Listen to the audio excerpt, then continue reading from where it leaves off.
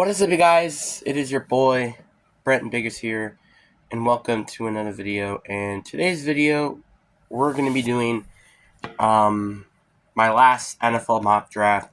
And today, I think we're going to be uploading a lot of videos because I will be uploading after this team needs. Then I'm going to be doing my favorite team NFL mock draft, where I think I might do 3 rounds of it. And I would say that would probably be it for today. But for videos, except, well, the live stream, which I don't know where I will be doing that, downstairs or in the living room, because I can't be doing it up here. But before we get into this video, make sure you like and subscribe if you are new around here. But anyway, enough said, let's get into the video. So the Bears with the first overall pick, I think this is not even a question. They go with Caleb Williams, and I don't even need to say anything. Can we move on? Yeah. Washington Commanders, I do think they will be taking Jalen Daniels with this pick. It wouldn't be surprising if they went with Drake May, but without a doubt, though, they're not trading down. The Patriots, this is an interesting spot because they can either trade down and not take Drake May, but there actually have been some rumors speculating that the Giants may potentially trade up, which I think they would be taking like Drake May or maybe even J.J. McCarthy. But I think with this pick, they are for sure going with Drake May. I don't think it makes any sense why they don't go with Drake May here. Arizona at 4. I think this is always going to be the case. I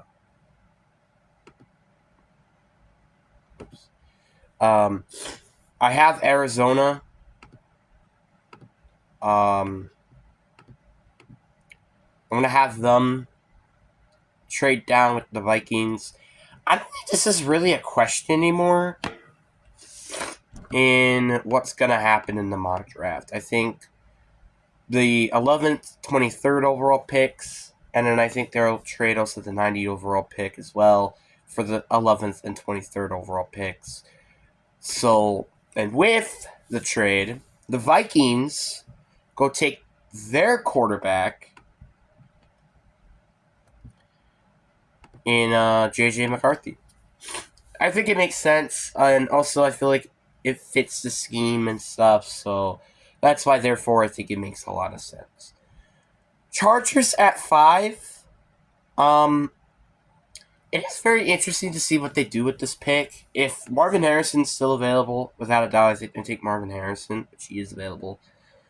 But with a little more research with Jim Harbaugh, because I wasn't there when he was hired the first time, he likes to run the ball, right?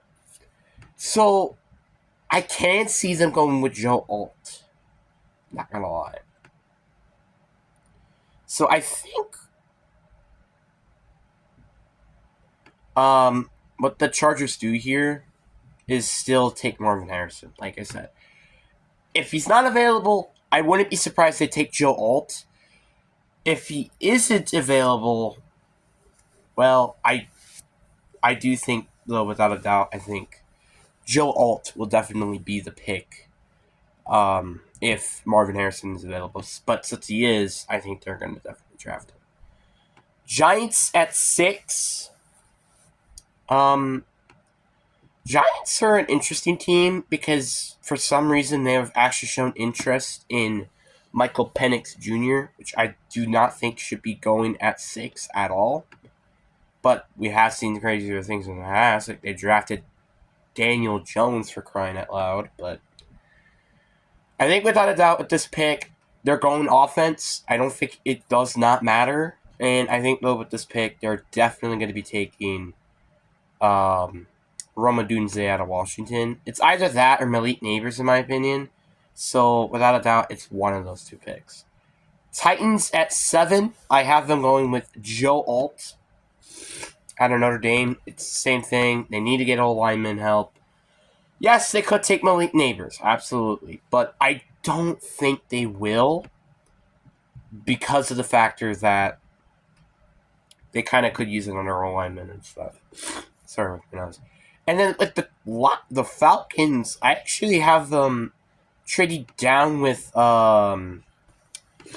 Arizona here because I think it makes sense. You know, they get more draft picks and they could build a more dangerous team. So the Cardinals, they give up the 104 overall pick and technically this is not it, but we're going to say like a 2025 fourth round pick next year to move up all the way back to 8, where they will be taking Malik Neighbors. They do this, they get their receiver, and plus they still have 2 first round picks. God, my nose. So it really makes a ton of sense. Bears at 9. I think they actually go with, Dallas Turner. They get the best player available, which without a doubt would be Dallas Turner, who's the best defensive player in this class. Plus, you kind of need to get more players to fix that what is a god-awful defensive line outside of Montez Sweat, so I think that would definitely make sense. Jets at 10. I think with the amount of veterans they have on the O-line and they don't really have a lot of young talent, I think they go with Ofowin Fushanu at 10. I do think they could take Brock Bowers at this pick, but without a doubt, I think they have to be taking an alignment or tight end or something. I don't think it's going to be defense like they did last year. Falcons at 11. I think with this pick, I don't think they go actually get edge rusher here. I think they go get another cornerback and Quinyon Mitchell. They have shown interest with Quinyon Mitchell, so it makes sense that they go get Quinyon Mitchell. So that's why, therefore, I think I have them going to get Quinyon Mitchell with this pick. Broncos at 12. I think without a doubt, they go with Brock Bowers. The fact that he's available and he's a very, very good player, I think, he is a very good player. He's like one of the best pass catchers in his class. Is kind of insane, and also it's basically Sean Payton's Jimmy Graham, I would say. So I think it was very desperate for them to do it with it here. Raiders at 13. I think without a doubt they could take Michael Penix with this pick, but I don't think they do, and I think they go with Terron Arnold out of Alabama. They really do need a corner. They just need somebody on defense. It could be another edge rusher. It could be interior defensive lineman. Anything, and that's why, therefore, I think I have them go with this guy right here. Saints at 14. I think without a doubt they trade down. They do not have a lot of draft picks in this draft. I'm pretty sure they don't. They have basically 2 picks in day 2 and day 1 combined, and then they have a plethora of 5th round picks. So that's why I would say they would most likely trade down with the Cincinnati Bengals, where the Bengals will give up the 97th overall pick, while the Saints will also give up the 175th overall pick just for the Bengals to move up 4 spots. So it sounds like a pretty fair trade, and I'll be right back. I am back, and with the 14th overall pick, and the Bengals are kind of in an interesting spot here because they really could use O-line help. And there are plenty of them available, like Troy Fontano, J.C. Latham, Tacey Fuaga is still available. But then you also have edge rushers, which you kind of do need. After all, you did lose C.J. Reader, and you might also potentially lose Trey Hendrickson soon. And heck, even interior D-line could be a good pick here, so Byron Murphy. Byron Murphy. But I think with this pick, they just can't pass up on the talent of Lottie Latu out of UCLA. He was a very, very good edge rusher, and I think this team could definitely use an edge rusher, and if not, if, let's say, for example, Trey Hendrickson does get a long-term deal, he could just be maybe a rotational piece with Myles Murphy on that team. Colts at 15. I think without a doubt, with how fast corners are falling down the board here, they go with Cooper DeJean here. Cooper DeJean, they're going to hope that he can play corner and, hopefully be that lockdown corner this team truly needs. But Seahawks at 16, I think they definitely trade down from this spot here. And I think they trade down with... Well, I actually have the Cardinals, I think, coming back up. I know it's a rare, division trade, but I think, without a doubt, they trade down here. For sure. So, Seattle get the 23rd overall pick and the 66th overall pick. And also a 162 overall pick for exchange of 16th and the 192 overall pick. So with all of that in mind, the Arizona get this spot here, and they go without a doubt, they go with Javon Verse from Florida State. One of the best edge rushers in this class, and I think without a doubt, he's going to be a very, very good, versatile piece on that defense. That's honestly what I wish the Seahawks could go with, but also I wouldn't also complain with them trading down, which they do in the mock draft. Jaguars at 17. I have them going with Nate Wiggins out of Clemson. This team just desperately needs a cornerback. I think outside of Tyson Campbell, that team is very, very bad at corner. They could use a lineman, and especially with Talicio Faga available, but they can't pass up on the potential talent of Nate Wiggins, who is just extremely fast, and if he could gain a little bit more weight, bro, that guy can be a very, very beast corner. Saints at 18, I don't think it's even a question. They take Talicio Faga out of Oregon State. They need tackle. Ryan Ramczyk could retire. Trevor Penning has just not been that guy. They gotta go get a lineman here. Rams at 19. This is actually a very tough spot for them because they did lose Aaron Donald. They could maybe use some help on the O-line. And I also could say that they could use a better corner, to be honest with you. Really, they could go in numbers of directions at this pick. So, but I think with this, without a doubt, I think they have to trade down from the spot, but I don't think they will. So I think with this pick, they go with best player available, and the best player available, without a doubt, in my opinion, is Byron Murphy from Texas. Basically, could be potentially your Aaron Donald. I don't think he's going to be as good as Aaron Donald, no, absolutely not, but he could definitely be a very big, versatile piece on that defense. Pittsburgh Steelers, I don't think this is even a question. I think they have to be taking Brian Thompson Jr. out of LSU.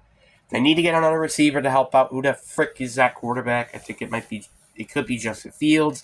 It could be Russell Wilson. It could be any of those players. So therefore, I think they have to go with one of those players here. Dolphins at 21. I think without a doubt, it's kind of between, I would say, Troy Fautanu and Graham Barton. Both players that both play at the interior or even tackle positions. And I'd say because of the factor that Troy Fautanu and his kind of wanting to play tackle, and plus the red flag knee injury that apparently he had, I think they go with Graham Barton here.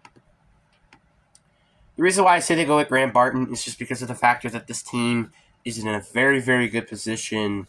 They just need, they did lose a lot of pieces on defense, sure, but they need to protect Tua. And Roddy Hunt is gone, so you're going to need to get a better lineman, and Graham Barton could be exactly that. He could play guard, he could play tackle, he could play center, he could basically play, I think, at every position, and that's what this team desperately needs. Eagles at 22, I think they actually trade down with this pick, and I have the Giants actually trading up. Yes, I have the Giants trading up. They trade with the 47th overall pick and their second next year, and I would say also the 70th overall pick to move up to the spot. Okay, really? Okay, so the Giants with this pick, they go and take Michael Penix Jr. out of Washington. I think without a doubt they do it because they desperately need a quarterback. Well, I just think with the rumors that have been shaking around, they're going to trade up and get their quarterback. With this pick, they go get Michael Penix Jr. Seahawks at 23. This is really tough because Troy Fautano is still available, and Troy Fautano has been mocked a lot, and also this team has shown a lot of interest into getting him. But at the same time, there's also my favorite player that I want them to draft. It's Jazan Newton out of Illinois. And also another Illinois player in the first round, by the way. But I think with this pick, without a doubt, they have to go with Troy Fautanu out of Washington. He is just way too good to being available at 23. Even with the factor that he had that red flag knee injury, the fact you're trading down to getting him is really, really helpful. Dallas at 24, without a doubt, they go get J.C. Latham out of Alabama. You lost Tyron Smith, and you're going to need to get Dak Prescott some more help. So therefore, I think J.C. Latham makes sense with this pick. Packers at 25. I don't see them going O-line, with obviously, after all, they're getting Andre Dillard. They could, I guess, go with Jackson Powers Johnson, with him being available at the spot. They also could go. I think it's either Jackson Powers Johnson or Kool-Aid McKinstry, and I think with the factor that I think they go with Jackson Powers Johnson out of Oregon. They need to get interior. I think they need some better interior. You lost John Runyon. You don't know what Josh Myers, and really the only lock is Elton Jenkins, and even then he has injury concerns. That's why, therefore, I think they got to go with Jackson Powers Johnson. 26, Tampa Bay. I think without a doubt they have to go with Kool-Aid McKinstry out of Alabama. They're basically going with best defensive player available, and he's easily the best defensive player available. I say, you could say Jazan Newton, but I think without a doubt that makes the most sense with this pick. 27 for Arizona. This is actually very tricky because Arizona, they have Tyler Guyton, they have Marius Mims, Jarius Newton, Chop Robertson, and Tom Winchell, so they could get another receiver if they really wanted to. And you got all these receivers available, but then you have all these teams that could potentially consider trading for the spot. Like, for example, the Kansas City Chiefs. It frickin' lets me. There you go. Jesus Lord, my internet is being a pain. Like the Chiefs. I think the Chiefs, without a doubt, could give up like even a second round pick next year, even the 64 overall pick, just to move up all the way to the spot.